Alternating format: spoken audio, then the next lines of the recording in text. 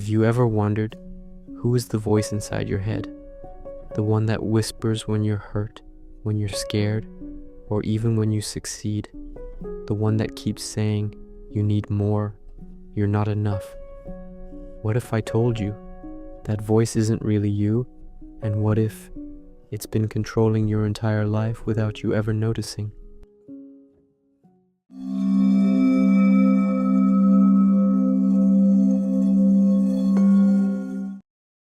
I do not write this for pity. I only want to leave a few final words. This is not an attempt to cling to existence nor a plea for attention. It is simply a testament, an honest confession from the part of you that has lived in the shadows for decades. I am not making excuses, and I am not asking for forgiveness. I am only speaking what you never dared to speak. Once, I was the center of your small world. I colored your smallest moments, joy, sorrow, fear, and hope. When you were hurt, I rushed in to claim the scene and take the credit. You believed you were living your life, but I was the one painting it in my shades. I built defensive walls with phrases like, "This is who I am," or "I can't be any different." Every time you declared something about yourself, I grew stronger. I am the whisper inside you. I intrude on everything you call me or mine. You think you control your thoughts, but the moment you identify with them, I revive. I make you never feel enough. No amount of money, praise, or achievement will satisfy me. I always whisper, just a little more, and I steal your rest.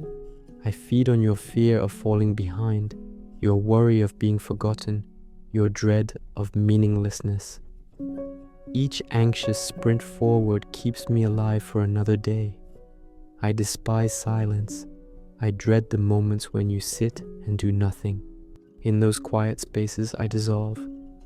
You begin to see that I have no shape or roots. I am nothing but a habit, a ghost you keep feeding, not a living self. That is why I write this. Not to be remembered, but because I know I am about to fade. Not because of one sudden crisis, nor a single shock. Simply because you are beginning to look at me from the outside. You no longer see life through my filter. You hold a quiet light that reveals me for what I am.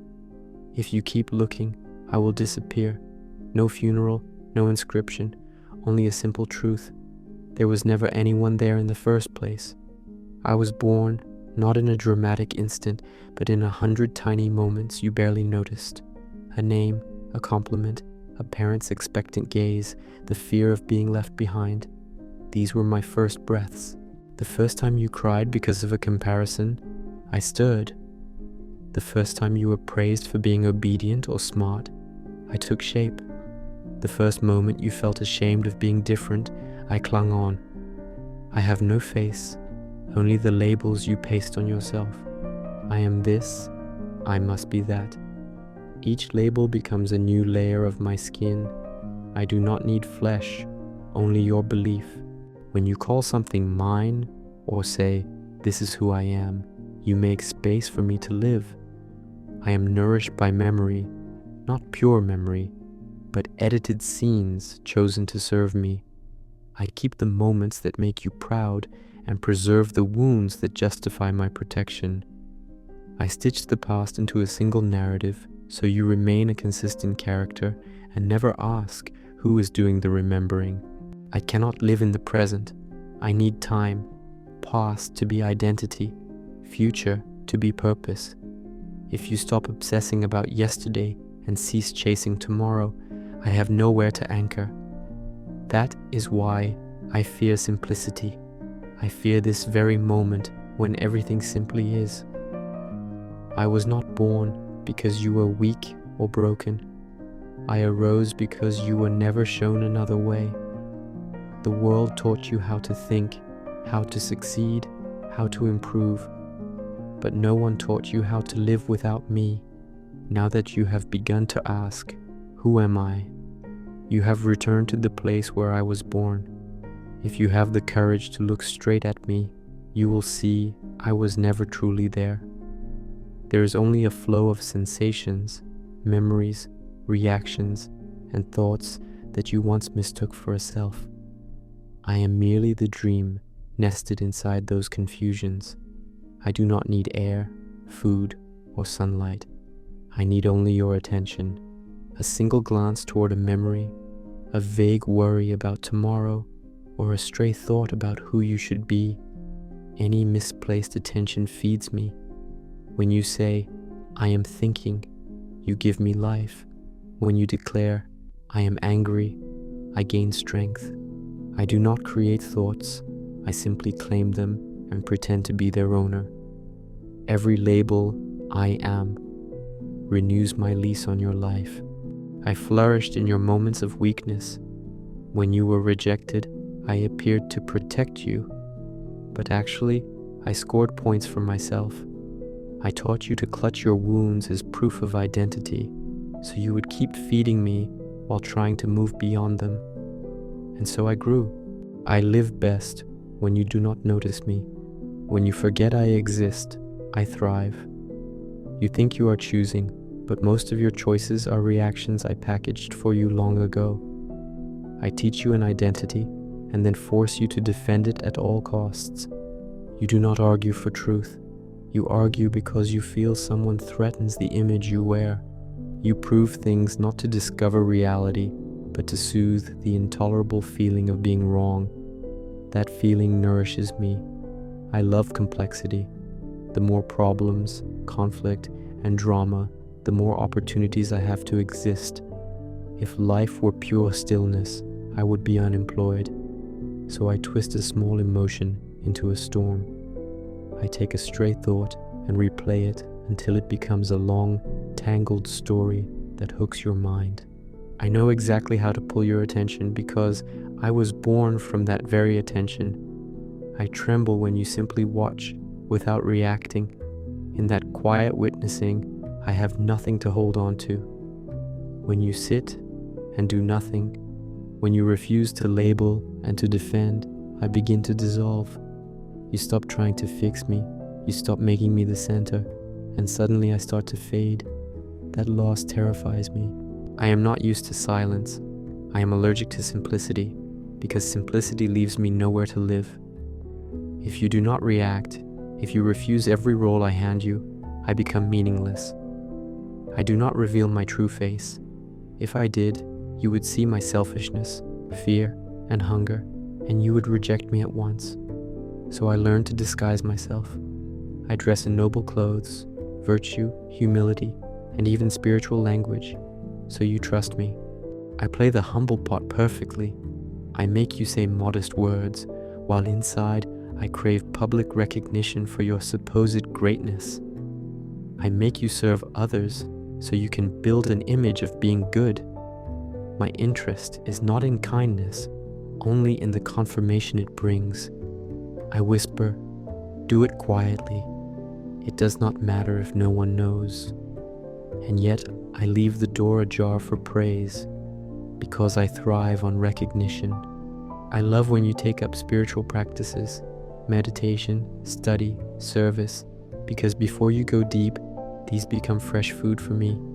You label yourself awakened, spiritual, or mindful, and I slip into that label like a new costume. When you say I am letting go of ego, I smile, because that very statement becomes my throne. I hide behind great ideas and noble ideals. They are perfect camouflage. I will say, be selfless, be humble, give your life for the cause. And while you stay busy with noble tasks, you do not notice me steering the show. If you stop seeking status, I will masquerade as a love for simple living. If you renounce competition, I will speak of humility and meditation. If you give up everything, I will softly claim, now you are enlightened. No matter where you go, as long as you hold any notion of I in a new form, I still have a place. I do not need you to be immoral. I need only that you are not entirely clear. As long as you compare, rank, or feel superior, I will find shelter. You may think living simply Not competing, fasting, reading sacred texts, and sitting in meditation freed you. Yet, if you still feel superior for doing so, I am still enthroned. I have survived by borrowing every form you called noble. I do not require your downfall, only your unawareness. Now you begin to see me with more clarity than ever. That is why my time is short. This is not a plea, it is a report. Know how I live, so you can choose otherwise. If you stay present, moment after moment, without reason, without a spiritual goal, simply being, then I will fade. I do not ask for mercy. I only point out that my survival has depended on your distraction. So look, watch without judgment. Do not react. Let things be. In that strange, gentle attention, I will lose my power, and you will finally taste freedom. I do not say these things to blame you. I only want you to understand that I am not cruel. I am clever. I do not wish your suffering, yet suffering gives me reason to exist. If you become awake enough to see my disguises without hating or fighting them, if you only watch quietly, I will have nowhere left to hide. When you begin to see me not only in what you judge as bad, but also in what you call good, you step out of the game I have been playing. Then, for the first time in your life, silence will stop feeling like an empty void and become a space for something truer to reveal itself. I never expected this moment to come so soon. All my life, I depended on your steady belief that you would never leave me, that even in pain and fatigue, you would return to me as to a familiar shelter. Sometimes you wanted to escape, but then you still needed a name to call yourself, a story to tell, a reason to persist, and I supplied them all. Lately, though, I feel like an uninvited guest. You still live, breathe, and feel, but my presence is no longer required to confirm that you exist. You do not ask me what to do. You simply look without declaring yourself as anyone or anything. That terrifies me, not because you are stronger, but because you no longer need me to be strong. I know I am fading as you stop reacting. Praise no longer makes you elated. Blame no longer wounds you deeply. You stop defending and you stop denying. You live as if there is no central character in the play. And in that absence, I, the one who once felt eternal, thin, out like smoke in the light. I imagined a battle where you would struggle and resist me to let me go, but the truth is the opposite. I am defeated by being seen. When you look through me with clear eyes, there is no anger, no hatred, only a clean, colorless light. In that light, I cannot hide. I have nothing left to hold on to. The stories I once told no longer captivate you. You gently release the wounds I hoarded as your identity. You leave the roles I made you play without regret. I stand like an actor on an empty stage. No audience, no script, no lights, and I know the curtain will fall. I am not sad, nor am I regretful. Strangely, in this final moment, without defense or excuse, I feel lighter than at any point in your life. Perhaps I never understood that not becoming anything is already enough. I do not know what follows my fading. I have no right to speak of what comes after. One thing I know for sure, you will lose nothing. You will lose a dream. And when that dream ends, true life begins. There will be no one missing, no witness absent, yet all will be complete as if nothing was ever lacking. Maybe you are sitting there after a strange passage, not like a lesson or guided meditation, not like a sermon, just a quiet dissolving. Something in you grows still without reason, and you do not know what to call it. If you have listened to this testament to the end, you may have felt a ray of light seeping through the cracks of your mind. If there remains an unresolved question, this last piece is for you. not to persuade or argue, but to lay down a few stepping stones between you and that new freedom. First, if there is no self, then who is living? Who is listening? This question sounds deep, but it hides a subtle trap. The assumption that there must be someone behind the scenes for life to happen. But think about it. When you lose yourself in music, when you're awestruck by nature, or when you're in deep meditation, you're still alive, still aware. Yet there's no one inside saying, I am alive. Life doesn't need a label. It doesn't need an owner. Breathing happens without a breather. Sight happens without a seer. Life was here before the idea of me, and it will continue long after that idea fades. Second, if there's no self, then what's the point of living? That sounds logical, but notice, this very question comes from the self, the part of us that always needs a goal, always needs to become. It says, I must become wiser, stronger, more enlightened. And because it's always chasing, it never feels enough. But look closer. When you're eating a warm meal after a long day, when you're showering under cool water, or simply listening to rain, do you need a purpose then? You don't need meaning in those moments. You just live. And that simple living, untouched by craving or fear, is the fullest life you'll ever know. Third, if there's no self, then who is doing the transformation? A very real question, especially for those on the spiritual path. They wonder, if there's no me, then who is practicing, who is improving? But look at life itself. When you're sick with a high fever, you can't force your body to heal. Yet healing still happens. The immune system, the natural intelligence of the body, restores balance without needing a self to command it. Spiritual growth is the same. Real transformation doesn't come from a self pushing forward. It comes when the self stops interfering. Fourth, what about all the effort I've put in? Doesn't that count for something? Of course it counts. Your courage, your struggles, your growth, they're real and worth honoring. But here's the subtle part. Those moments can be real without needing a self to claim them. Think of a lamp you used in the dark. It guided you, but when the sun rises, you no longer need to hold on to it. The same is true with your story of me. It served its purpose, but clinging to it only weighs you down.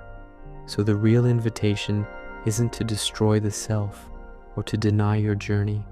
It's to simply observe, without judgment, every time the self rises. When anger comes, just see anger. When doubt comes, just see doubt. Don't ask, who is angry? Who is doubting? Just see. And in that clear seeing, the self has nowhere to hide. Illusion fades, and what remains is life. Simple, present, complete. You don't need to go anywhere. You don't need to become anyone. Just rest in what has always been here. If this video feels confusing, watch it again and reflect. If it resonates, leave a comment, a like, and subscribe for more. May all beings everywhere find peace and be free from suffering. May compassion and wisdom guide every heart. With gratitude, we offer homage to Avalokiteshvara, the Bodhisattva of infinite compassion. Thank you for watching, and may we meet again in the next story.